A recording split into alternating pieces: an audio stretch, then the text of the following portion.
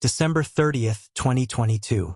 A former bureau linguist, Dr. Miles Kettering, uploads a 38-page document to a private dark web forum. Title: Lexicon Echo, Semantic Drift in Digital Reflections. Is flagged within hours. Taken down, but cached copies remain. Inside, he claims that several phrases repeated in recent recovered footage. I see you seeing me. Record your reflection. Next time, it's you. Have linguistic anomalies inconsistent with human speech patterns. He writes, it's not just what's being said, it's how. The cadence is reversed. The syntax matches prephonetic reflexive codes. Like someone learned language by watching us talk in mirrors. January 1st, 2023. New Year's Day. A local news station in Eastern Oregon accidentally broadcasts 7 seconds of unknown footage during a weather segment. The anchor is mid-sentence. Then suddenly, static. A shot of an empty hospital hallway. The lights flicker. There's no audio except a faint metallic knocking. 3 beats. Silence. 3 more. The shot ends on a mirrored door at the end of the hall. The reflection in the glass? A hospital bed with a figure lying in it. But there's nothing in the actual hallway. The feed cuts back to the weather. The anchor never acknowledges the interruption. When asked later, he claims, "What are you talking about? That didn't happen." The station blames a technical error. But the file logged in their broadcast server, timestamped 11:42 a.m., doesn't exist. Their IT department confirms there is no clip assigned to that timecode. January 3rd. An independent journalist, Talia Nguyen, travels to Adrian Park's hometown. She's compiling her own documentary. Claims she found something buried in the local library's microfilm archives. A yearbook photo. 2004. Senior class. Claire Bennett is in it, seated in the second row, smiling. But there's a problem. Claire was born in 1994. She would have been 10. And yet, there she is, as a fully grown teenager, wearing the same beige sweater she had on in the original video. When Talia tries to scan the photo, the scanner crashes. Every time, she takes a picture on her phone instead. But when she checks the gallery, the image is gone, replaced with a single black square. No metadata, no file size, just a label, mirrored. January 4th, 6:17 p.m. The original mirror feed channel goes live again. No notification, no countdown, just a quiet reappearance. This time, there's someone in the chair, back turned to the camera, unmoving, no timestamp, no sound, just one continuous shot for exactly 13 minutes. At the end, the figure stands, slowly, walks out of frame, and then someone else walks in. A woman, disheveled hair, pale skin, glasses slightly askew. It's Agent Miriam Lowe. She looks directly into the lens, then turns around to face the mirror behind her. Her reflection does not move. She lifts a hand, waves slowly. The reflection stays perfectly still for 4 full seconds. Then it smiles. But Miriam does not. January 5th, 2:43 a.m. The feed disappears again. Not offline, deleted. But this time, every mirrored version goes with it. Reuploads vanish. Even physical backups, burned DVDs, flash drives, screen captures become corrupted. Reports surface of home systems crashing when users attempt to open archived versions. One Redditor posts a frame grab before his account is suspended. There's a close-up of Miriam's face, zoomed in on her eyes. The pupils aren't just dilated. They're reflecting something. The poster writes, "If you adjust the contrast, you can see it. Look closely." She's watching herself. Watching herself watch. That same night, a bureau memo leaks. Subject: Archive classified. Non-visual intel transfer. It's 1 page long. 1 sentence.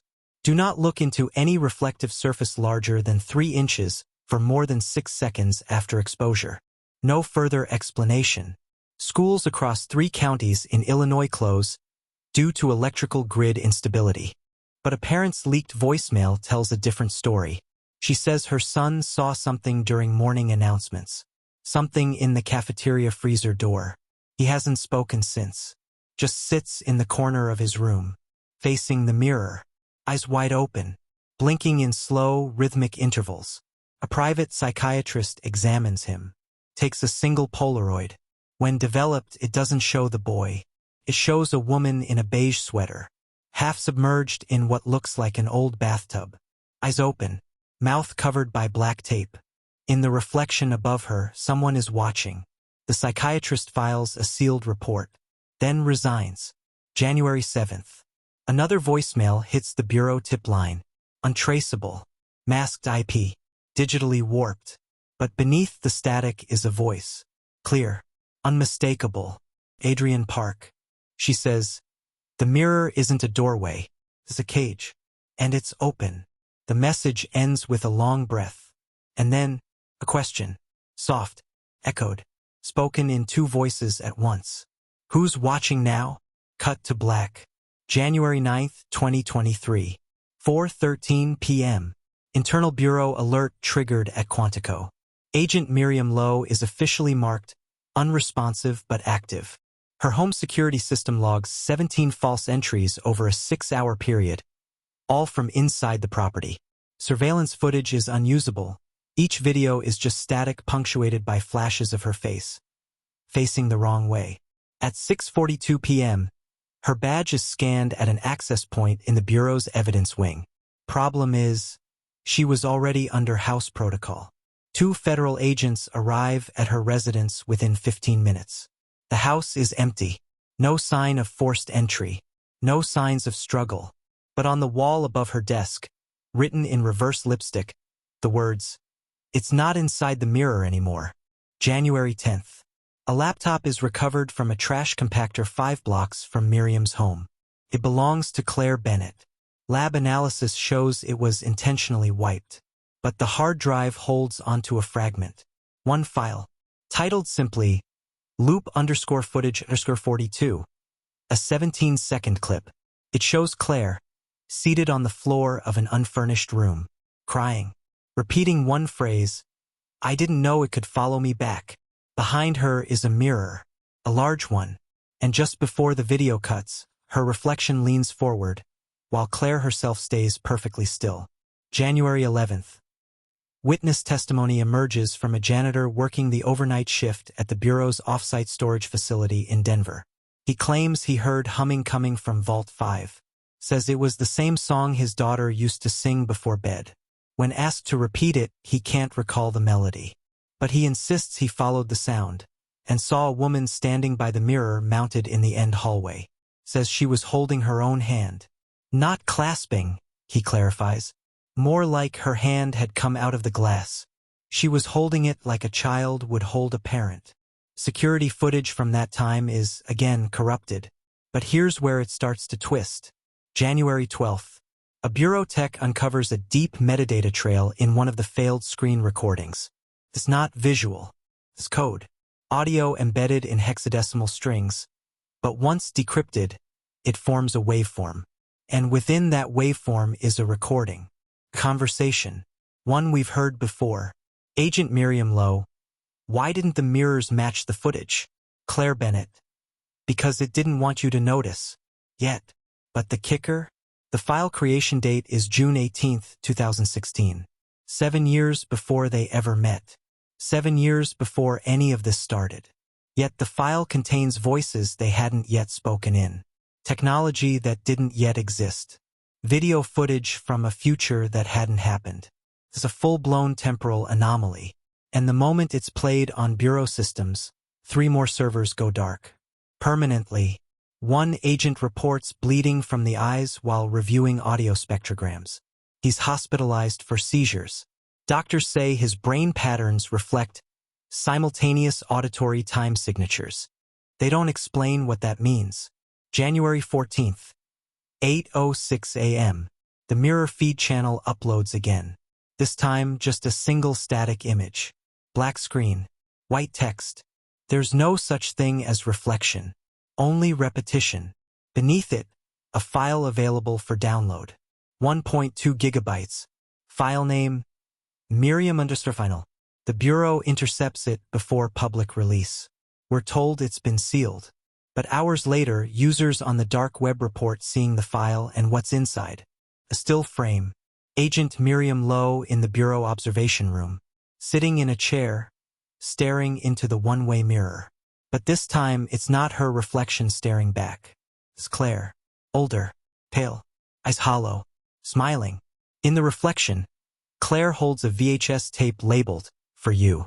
On the back of the tape, a handprint in blood. And scrawled underneath, "Play me, and we'll trade places." Suddenly, all mirrors at the bureau are removed. Officially, due to surveillance protocol updates. Unofficially, no one wants to look anymore. January 17th. The final known sighting of Claire Bennett occurs in Nebraska. A woman matching her description is seen in a gas station bathroom, standing motionless in front of the mirror. For 11 minutes. When the door is opened by a concerned attendant, the woman is gone. But written in steam on the mirror, "One of us has to blink first." And now we're here. 2 months later. March 20th, 2023. The investigation has stalled. There are no leads, no arrests, no body. Miriam Lowe is still classified as operational absence. Claire Bennett is officially listed as deceased, despite no forensic evidence, no DNA, and no trace of her reflection. And yet, just last week, a tech support agent at a smart home company reports a customer complaint. A woman called, said her bathroom mirror keeps showing a different time. Not just out of sync ahead, 13 seconds into the future. When asked to replicate the issue, she sent a video recording from her phone. And in that reflection, the woman isn't alone. Someone is standing behind her. But she doesn't react. Because in the real footage, there's no one there. Only the mirror shows him. He's tall, expressionless, wearing a bureau issue jacket, with a badge that reads, "Lowe." Cut to black. March 22nd, 2023. The bureau receives a package with no return address. No stamps. No shipping labels. Just a beige envelope, hand-delivered to the front desk. Inside is a single VHS tape. No label. No markings. Just black plastic and a strip of red electrical tape across the top. Attached is a sticky note with one sentence. "She blinked." The media team hesitates to play it. But protocol demands every physical item be cataloged and reviewed. They pull out an old VCR unit from storage. Plug it in. Load the tape. What they see changes the case forever. It's a surveillance feed. Fixed angle. Same room Agent Miriam Lowe was last seen in. She's sitting there silent, hands folded in her lap, eyes locked on the one-way mirror. Except now, on the other side of the glass, we see what she sees. It's us. It's the team watching the feed. A live reflection. Except the timestamp is wrong. It's dated March 28th. 6 days in the future. Then the camera begins to slowly zoom without any operator input. The video quality degrades as it moves closer, frame by frame, until Miriam's eyes take up the entire screen. And for a moment, barely visible in her pupil is another reflection. It's Claire, standing behind the camera.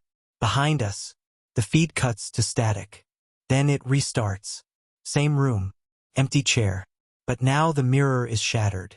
And scrawled across the back wall in smeared red. One watched. One stayed. One got out. The bureau launches a full lockdown. The entire evidence wing is sealed. Every piece of reflective surface is covered. Glass, metal, water, even polished steel. Technicians are rotated every 3 hours. No one works alone. March 26th. A new file appears on the Bureau's secure cloud. It's not uploaded. It grows in real time. Data physically accumulating without origin. The file name is a set of coordinates. A remote property outside Barrow, Alaska. Team is dispatched. What they find: an abandoned research outpost. Cold War era. Frozen in time. Generators still running. Inside the main building, they find walls lined with mirrors. Hundreds of them. Some broken. Some warped. But one untouched. Perfectly clean. Facing a chair. And in that chair, Claire Bennett. Breathing. Eyes open. Silent. She doesn't move. Doesn't speak. Her pulse is steady. But she doesn't respond to questions. The only time she reacts is when someone steps between her and the mirror. Then she blinks rapidly, as if waking up for a split second. Then refreezes. Medics say she's in a conscious paralysis, neurologically active, but completely nonverbal. But here's where it breaks reality. When one of the mirrors is removed from the room, it reflects something else. Not the room they're standing in. Not even the same year. It's a bureau hallway charred, collapsed, on fire, and sprinting down that hallway toward the camera is Miriam Lowe. Her mouth is moving, but there's no audio. She reaches the glass, slams her hands against it, and then she looks behind her. Whatever she sees, her expression shatters. She screams, and the feed ends. The mirror goes black. Team extracts the entire wall. Shipped to containment. March 28th. Exactly 6 days after the VHS date. A bureau analyst goes missing from the review team. His laptop is recovered.